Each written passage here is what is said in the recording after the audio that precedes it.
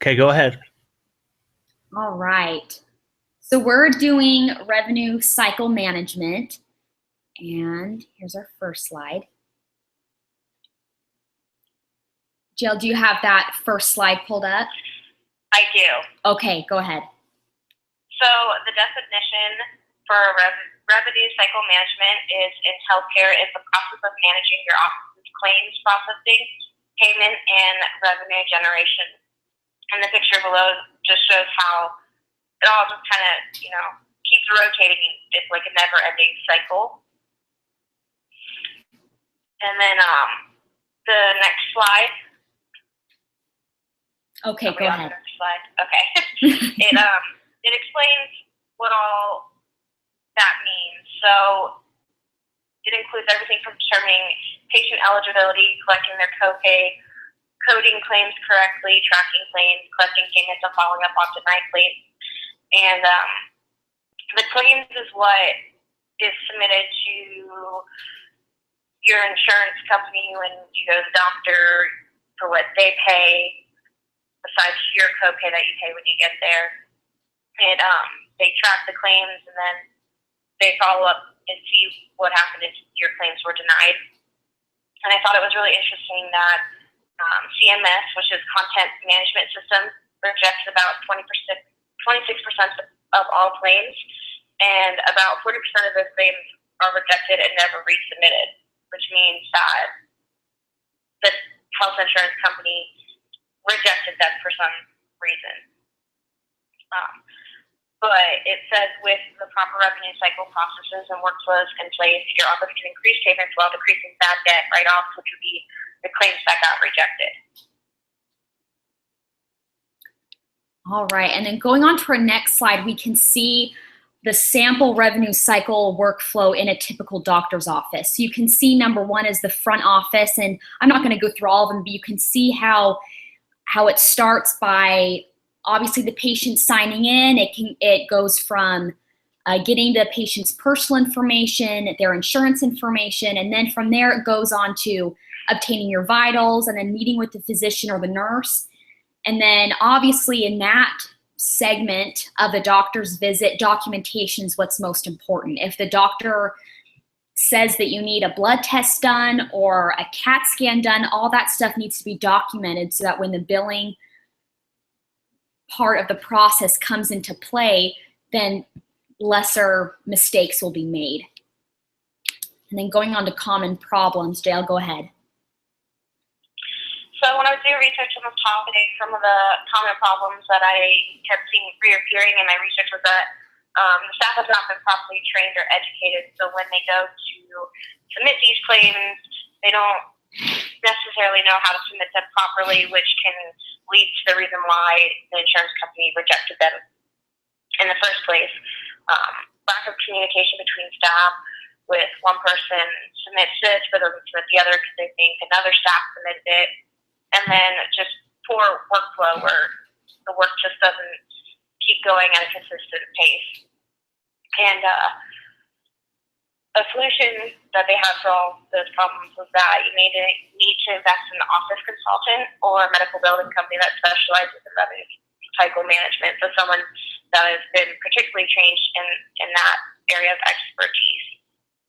And you can also have people come in to help train the employees that don't know necessarily how to do the claims properly, or just teach them ways to communicate with their staff better and how to keep the work flowing. Awesome. And then going along with that, what makes a successful revenue cycle management system? So the first point is maintaining a good and caring relationship with the patient. Now this, it might seem lower on the totem pole of what's important, but it's actually one of the first and foremost things that happens when you have an interaction with the patient. That initial first impression, it's a lasting impression, and it makes the whole process much simpler. And maintaining a caring relationship with the patient allows the process of obtaining correct information and insurance information much easier because it gives them the desire to work with you. They're not just trying to rush away from the desk to stop their interaction with you. Another point is having knowledgeable and reliable employees. So going along with that, they're the ones that are doing the payment. They're the ones that are documenting and making sure that you have nurses and physicians and receptionists in the front that are doing their job properly will ensure that no problems will arise later on in the future. Also, setting high benchmarks for your data. One of the best things that a revenue cycle management team can do is set benchmarks for themselves to compare their progress from previous years or from previous quarters, or compare to against other revenue cycle management systems. Another thing that revenue cycle management systems can do is become members of the HFMA, which is the Healthcare Financial Management Association. And this gives them access to the statistics of other RCM systems so that they can compare their progress. So it's kind of a competition. I mean, of course, you want to be the best in your field. And also monitoring all payments in and out. This is one of the most important things you can do in a revenue cycle management system. Problems always arise if the patients are under reimbursing you, or if the physicians are billing for unnecessary tests and procedures, or just overcharging in any way. And then going along with that, we've talked a lot about certification in this class and accreditation. I thought that this would tie in greatly with our presentation, becoming a certified revenue cycle representative.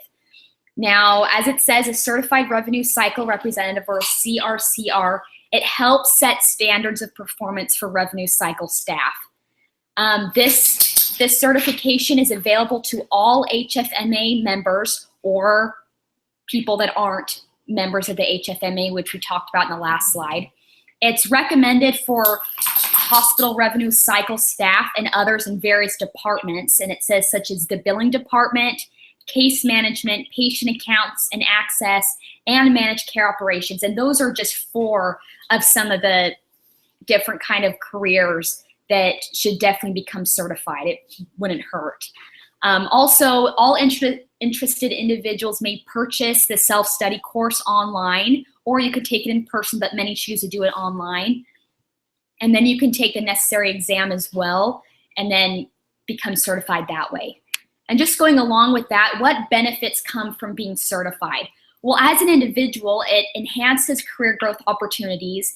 Like an accredited hospital or organization, it appeals to patients more. It appeals, so in our case, and our revenue cycle management team, if we're certified, it gives physicians' offices and private practices the desire to work with us because they can be sure that we know what we're doing. It provides a deeper understanding, and it provides a verification of competency. Again, it allows you to prove yourself and shows that you're worth working with. And on more of an organizational level, it decreases potential liability because, again, you're trained and you know what you're doing, and there's a much lesser chance of you making mistakes later on. And it improves financial performance, it heightens staff performance, and it increases cooperation between departments, between the receptionist office and the billing department, and the physicians with the receptionist, and things like that.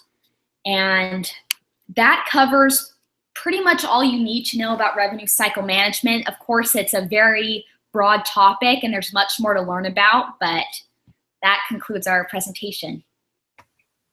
Awesome. Great job, you both. That was really good. Revenue cycle is a huge part of healthcare.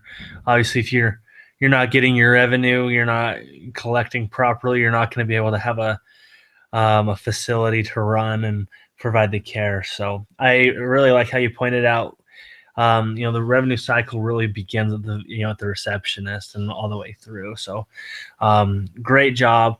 Really quick, I'll ask you a question. Madeline, I'll ask you first, then Jill, you can answer second. But it's just, what was the most surprising thing that you learned as you were studying about revenue cycle management? Well, for me, it's actually what you just said, is how the system starts with the receptionist. And I know for me, going to different doctors' offices or different hospitals, that initial first impression it could either make me want to continue giving them my business and my family's business for years, as long as they're in practice, or it can turn me away just like that. And obviously, I mean, departments and hospitals and private practices, they need the patients, you know, to pay for their services. And so I think that one of the most important things that I learned from this is training your receptionists and your nurses that are making that first impression to be cheerful, to be informative, and to make sure that they're obtaining and documenting all that information properly, so that you're keeping the patient happy. Great, thank you. Jael? I think the thing that I was almost most surprised and interested about was when I was doing the research on how they're in charge of putting in the claims and tracking the claims. And when you go in to like a doctor's office, you don't really see all the work behind the scenes that they do. Mm-hmm. But doing the research on this, it makes it more understandable how easily it can be messed up, the claims. Because it said that was one of the common problems, is that people aren't trained on how to properly input this information or communicate between the receptionist or the nurse or the doctor and the nurse. So it's really quite easily to mess it up. And, you know, people get so frustrated when their claim has been rejected. And I was really shocked that 40% of them didn't resubmit their claim, when it could very possibly just have been an input mistake when they input the claim. No, exactly. Actually, I just had an interesting experience with this today. I was talking to our lab manager today about some different things, and he was telling me about it's with CMS, it's with Medicare. It's called medical necessity, and essentially what that is Medicare will deny claims if it's not coded correctly, or if we don't submit the claim correctly. And we actually don't have enough people right now to work to go through those medical necessity forms. And so we're leaving a lot of money on the table. We're not resubmitting the claims. And like you said, it could be just simple things like an input. So yeah, that's definitely crazy. So that's definitely what stood out to me the most when I was doing the research on this topic. Awesome. All right. Well, you guys, I'm going to go ahead and stop this now. I got a crying baby in the background, but hold on the line and I'll talk for just a second after.